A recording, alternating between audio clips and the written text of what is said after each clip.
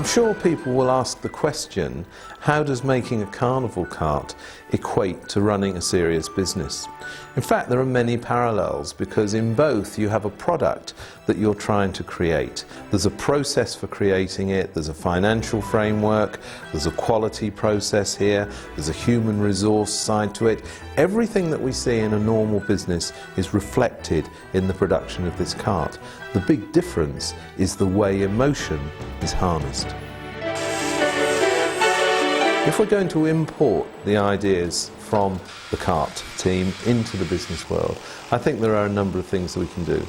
Firstly, some recent research shows that the old style of leading by coercing people, the old style of leading by being out the front, proving you're better than anyone else, those two only really work in crisis situations where you need a quick result. Most of the time they produce a negative impact, and one of the things we can learn from this film is that leaders who involve people, who are democratic, listen to ideas but then make it happen, they're the ones who get things going very, very effectively. The incentive in Carnival is an achievement at the end in actually producing something after a year's work.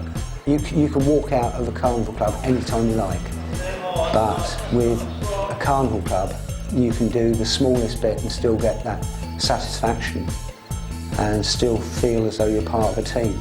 Generally, people will pick up the general theme of what needs to be done, because at meetings the chairman will outline what's on the agenda that week.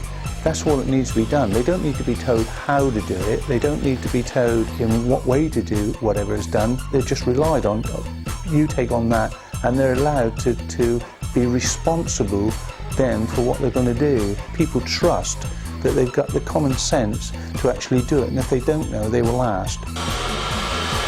One of the key things that has to happen in any team is that you have to create a culture that is empowering.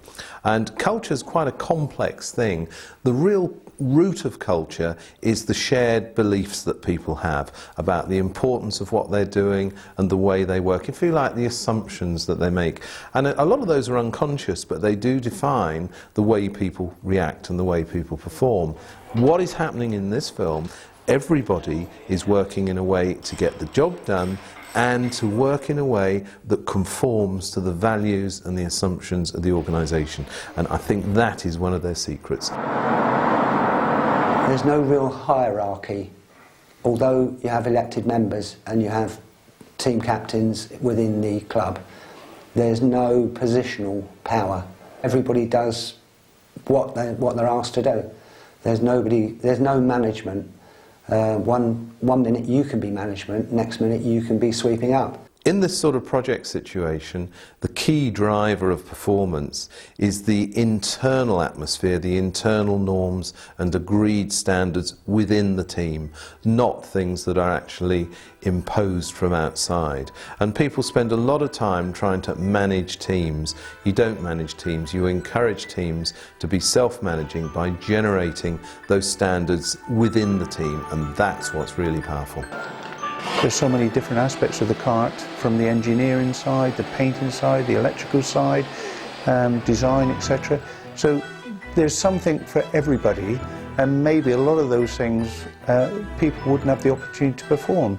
So it's a platform of opportunity, if you like, given to allow people to actually grow in a talent maybe that's latent, they're not aware of.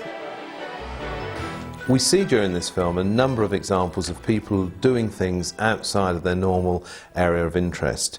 Now, in most organisations, people play the risk game very closely to themselves. They don't put their head above the parapet. But what we see here is people trying things. And the key thing is, nobody gets punished if they try something that doesn't work out. In many business organisations, people do get punished if they fail or something doesn't work. Now, realistic modern thinking is that if a manager is not trying things, if they're not failing occasionally, they're just not contributing, they're not being innovative. So how you handle failure or things that don't work out is key to maintaining motivation or morale. Many organisations have what we call a blame culture. If something goes wrong, people like to know who they can point the finger at. We have actually a phrase which we call toxic leadership. And there is a psychological theory that says we are prepared to put up with it because we were prepared to put up with hard teachers or hard parents, and we almost bounce back to childhood of needing this authority figure that tells us off. The reality is, of course, it's totally counterproductive because people's creativity closes down because they don't want to take the risk of trying to do something innovative and then get punished if it doesn't work out. So it's a totally negative thing. We need to get toxicity out of organisations, and that is what the Ramblers have done very, very effectively.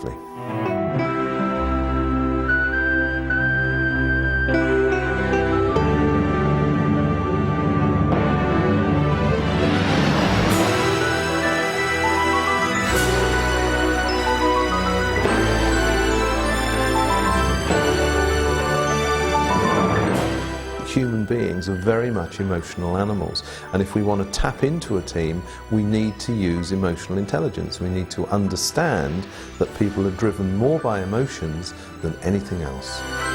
If I had a choice to go into work or going out on a carnival cart for 12 hours, there wouldn't be any contest. You are basically committed to your carnival cart, to your club. Compared with work, you're there every day of your life. The commitment that goes into building your carnival cart is 100%. Whether it is 100% when you're working, I don't know. It's probably something you wouldn't want to put on the film, I don't expect, but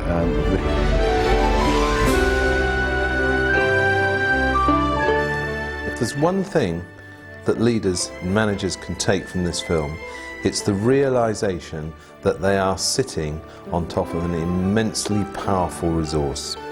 And the more you control that and sit on it and put it under pressure, the greater the problems you get, the greater the chance of leakage of people who are good leaving to go to a more favourable environment.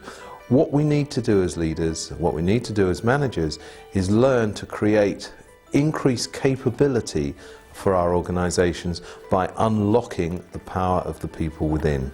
In this film, we can see and gain a real insight into that potential power that's there. I believe human beings are capable of greatness. It's just organisations that in many cases turn them off. We have to turn that around and really unleash the tremendous power that's in everybody.